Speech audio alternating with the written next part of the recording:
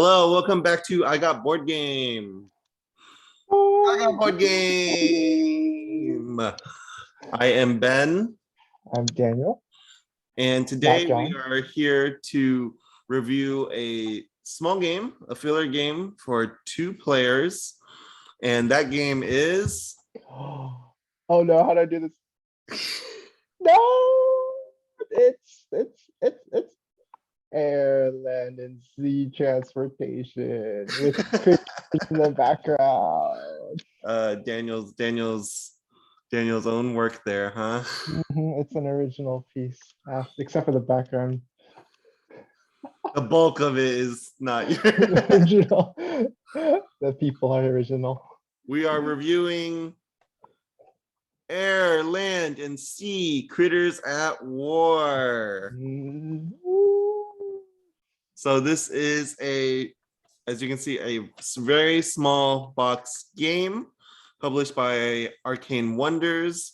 And like I mentioned, it is specifically just for 2 players, a back and forth war game with this very cute animal kind of artwork to make the war less serious Super serious cute. and scary of a theme. And so this is our summary review video. So we'll do a brief overview of how the game plays and just go straight into our ratings. If you want to hear our specific pros and cons, you can watch the other video, which will be actually linked below, which will be our detailed review video. So to get into how this game plays and the general feel of it, I'm going to share the screen, this image of the game set up. And so here we are.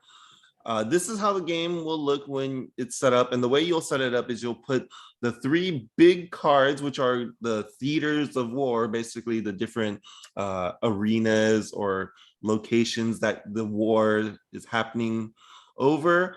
You'll put them in the middle in order. I think this has already been rotated a bit or something, but basically you put them in order of air, land, and sea, facing one of the players. And then the whole deck of the game is just these 18 cards. And so technically in that way, it is what's considered a micro game, a game that is 20 cards or less. And you'll take those 18 cards, shuffle them, deal 6 to both players, and then there will be 6 that form the deck. So 6 that are, in a sense, out of this current round of the game. You might use some of it during the gameplay. And then you randomly deal out these Supreme Commander cards, which are the reference cards for the game.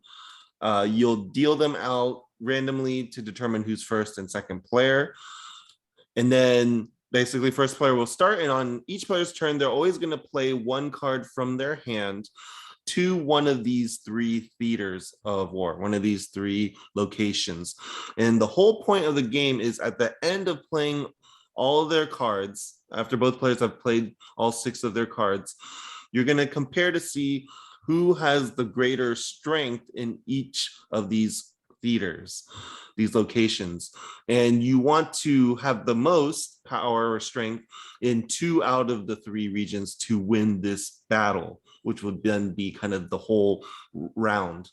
And then the player who won will get awarded points marked by these tokens. And so and then you'll reset the game, deal it out, and play again, see who gets points. Whoever after these battles reaches 12 points first will be the winner of the whole game.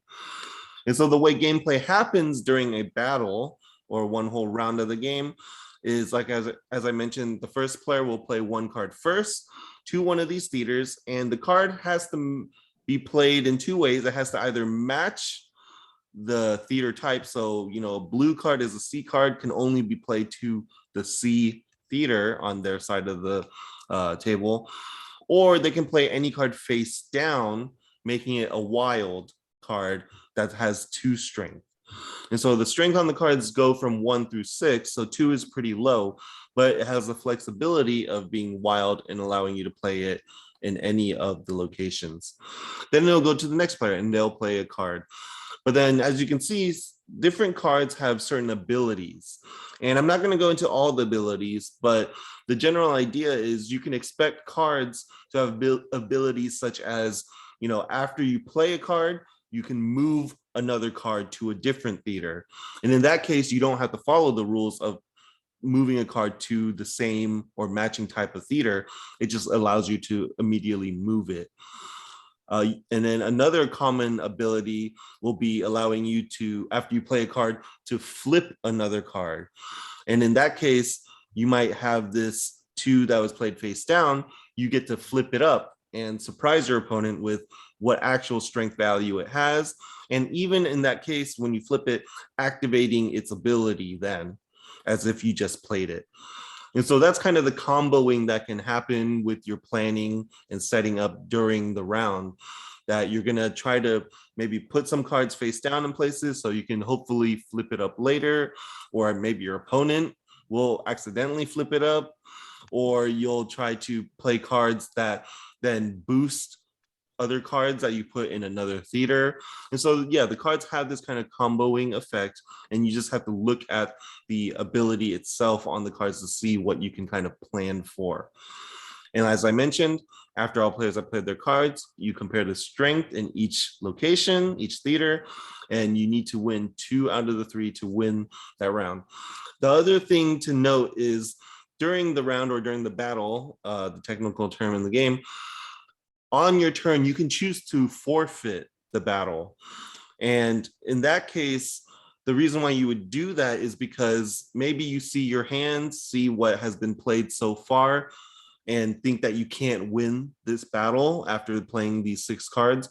So the earlier you forfeit, your reference card will tell you how many points your opponent actually gets.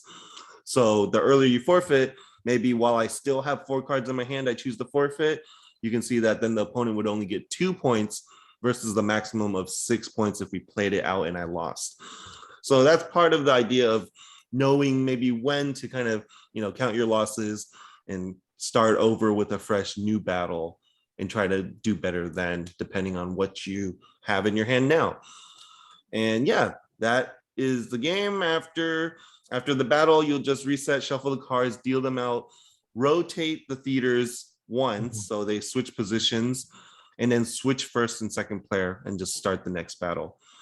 And so that is how Air, Land, and Sea Critters at War plays. Cool.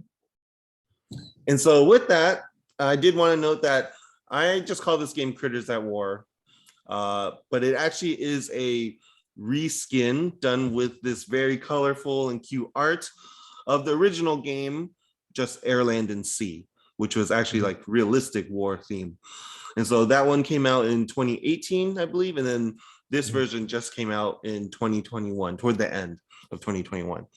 And so this is the one we're reviewing, but it plays exactly the same as the original version, like even the abilities on the cards set up. And so it's exactly the same, whichever one you actually want to get. But with that, we'll go into our weight and rating. So we'll go into Daniel guesses the weight. Wait. Oh, look at that echo. So this is Daniel guessing the weight of the game so that he can win a copy, which I know he wanted a copy but I can't guess it because I suck. After we played it recently. And so what is the weight you give the game and just your rating for now? The weight, according to BGG, because I got Mind Games and I can read their website without searching it up, is 1.43.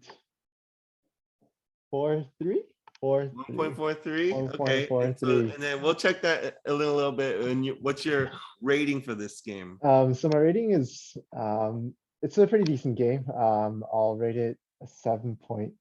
0 is critical out of 10. It is a shorter game, so there's not that much, I guess, you could analyze, but I do like that it's pretty fast paced, so I don't have too long of an attention span, reasonably long, but there's some games that are a little bit longer. So I think this shorter game does feel like at place in my wheelhouse of games I'm comfortable with and I enjoy. I do really enjoy the mine games with the even it's like a really basic war mechanic who has a high number of wins or sum of numbers wins, but there's the mine games with regards to flipping cards over and stuff like that that we talked about during the instructions of the game. So that feels kind of fun and kind of trying to anticipate what the opponent does and then that sort of thing. So the mind games on top of the basic war mechanic make it a pretty entertaining and fun experience for me. So yeah, Okay. So 7.3. 3-0. 3-0. 0. And my rating for the game, I actually give the game, I was kind of debating before this, but I think at this point I give the game a 7.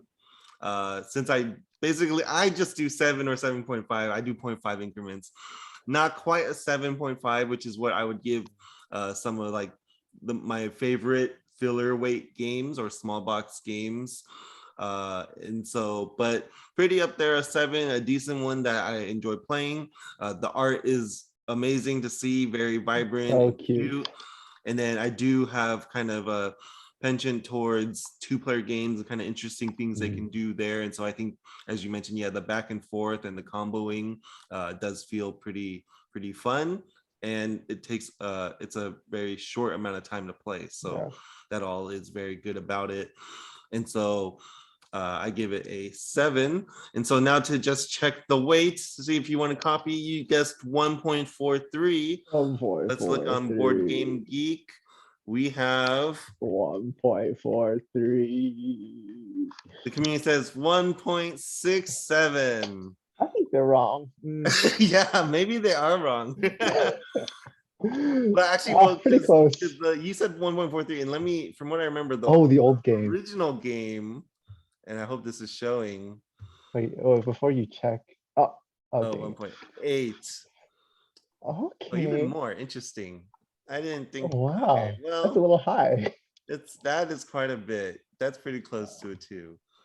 I don't know. 1.67 maybe is more fitting then. Yeah. But yeah, so no copy 1 for Daniel. But that is our review, our rating for Air, Land, and Sea, Critters at War. A 7.3 from Daniel, a 7 from me. And so if you found this video interesting, helpful, hope you'll share it with friends, family, people you play board games with. Hope you'll consider subscribing to this channel and following us on Instagram at I Got Board Game. And until next time, we'll see you then. Bye. Bye.